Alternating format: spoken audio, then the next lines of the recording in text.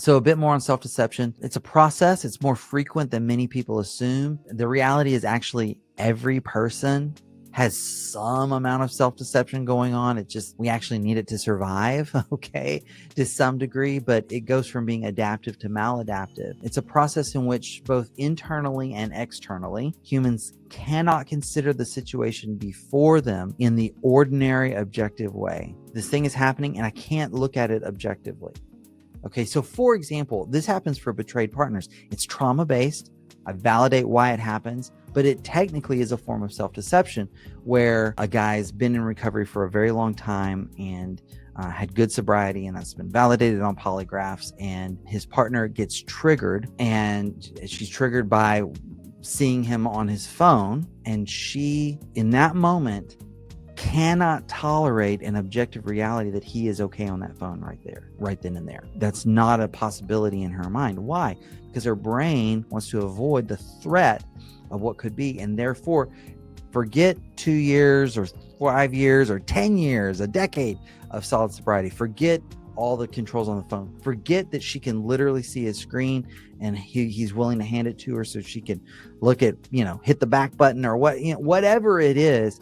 None of that is in view there because it's about protection and safety in that moment. So instead, the person is driven instead by his relationship to himself, to show something, to prove or disprove something, to feel something or be something in relation to that situation, to be safe, to be liked, to be successful, to be whatever it is, fill in the blank. The formulations which he produces are not expressions of what he feels or believes in regard to that situation.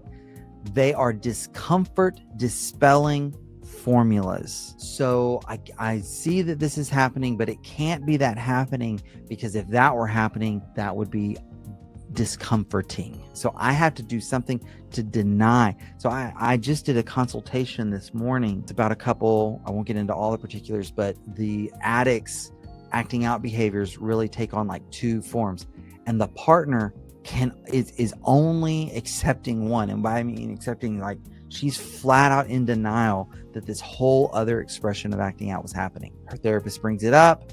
She waves it off. She dissociates. She ends the session, whatever it is. She can't face that. And so in the rest of her life, she's in a recovery and healing process. She's dealing with betrayal trauma, but there's a form of self-deception happening because she cannot tolerate this other piece of reality, at least not right now.